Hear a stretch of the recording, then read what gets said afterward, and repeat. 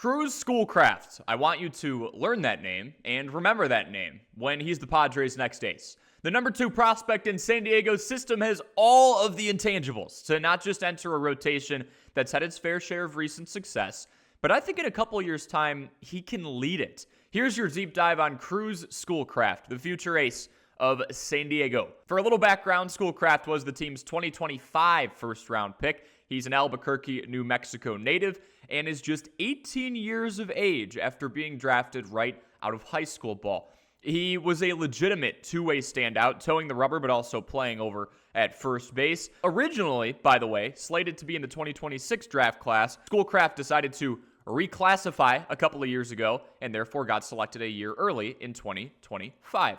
He threw just an inning and 2/3 of minor league ball last year, getting his first tasting of professional baseball after having his name called on the big stage. And so you're probably wondering why some crazy person on the internet is claiming that he's the team's future ace in under a year's time. Don't worry, we will get there. And let's start with his frame. Schoolcraft stands at a ridiculous 6'8" tall. And again, as we brought up, he's only 18, so it's not far-fetched to suggest he could still be growing taller. Think of the potential with guys who have that type of length. Randy Johnson was 6'10". Jacob Misiorowski is in that 6'7" range. Garrett Crochet is towering at 6'6". And what do all these guys have in common besides just being tall?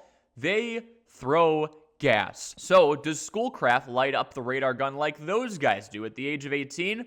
He sure does. The 60 grade fastball is up to 97 miles per hour. Plus, there's plenty of extension to factor in from that 6'7" frame. He's releasing the baseball closer to the plate, so it appears to hum in quicker.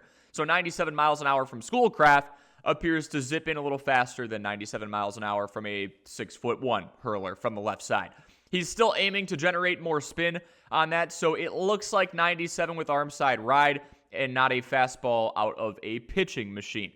The lengthy southpaw's next pitch is a tight two-plane slider with plenty of carry. The changeup tunnels well too, a 55 grade just like his slider, and he's got the arm speed to bluff out his opposing hitters with that change. Now, I made the Jacob Misiorowski comparison earlier. One of the struggles that Miz had as a prospect, and even as a big league call-up, was that command.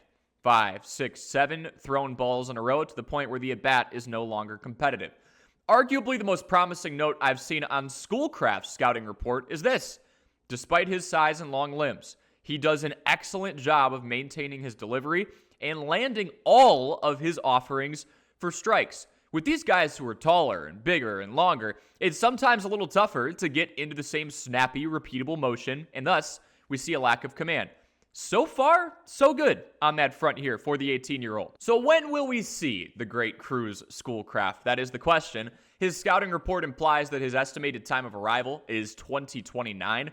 I say this, if the command is already good, and if he gets a firm hold on that 4-pitch mix, we're going to see him ride up into AAA by the end of 2027. Maybe he even gets the call-up late that season or early 2028. Either way, I think this guy will be well ahead of schedule because of his intangibles, because of his frame, because of his velocity, and he can harness and control all of those aspects.